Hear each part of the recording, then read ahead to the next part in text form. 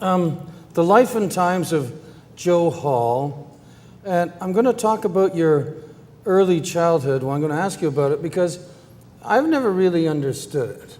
Now, well, I mean, I know you were born in Germany. Yeah. At what age? I think it's remarkably similar to yours. Yeah. I think it was like, 47, May 15th, 1947.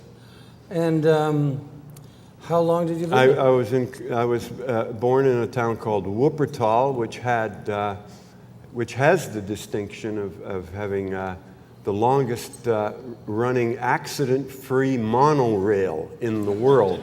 And then in the year 2000, in the millennial year, they had an accident, and it was caused by a computer malfunction. Oh, really? Eh? I was, yeah.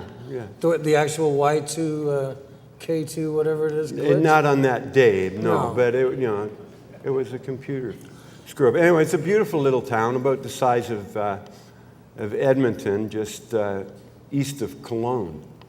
Okay. And we left there when I was 5, and my mom, being a monarchist, we got off the train in London, Ontario, and that's where we settled. And she met a nice house painter whose surname was Hall, and that was that. And my given German names are Hans Joachim, and when I entered high school, I ditched that. Call me Joe. But Hans Hall is kind of a nice name. Yeah, but the Bowery Boys got that, man. I mean, So there you were in London.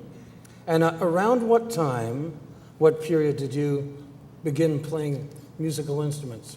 Well, I can't, remember exactly when I started playing instruments. I was in elementary school.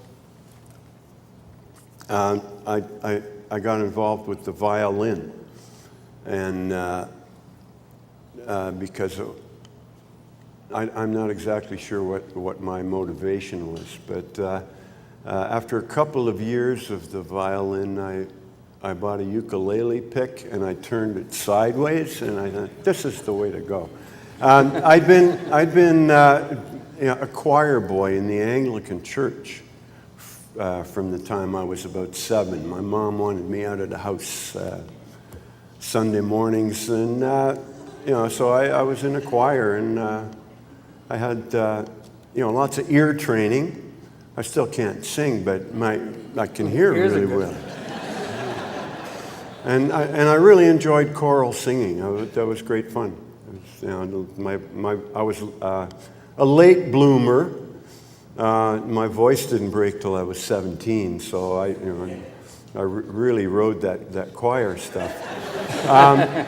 And I think I started playing guitar about 16, 17.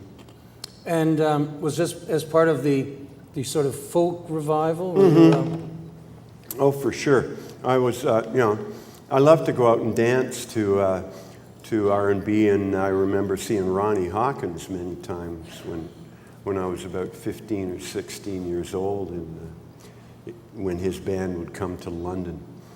And but I found that I really thought that in the narrative song, the lyric song, that even that real middle of the road, in hindsight, people like the Kingston Trio and Peter, Paul, and Mary, those songs just they grabbed me, and I thought I want to tell that story too. Like, can you think of some examples?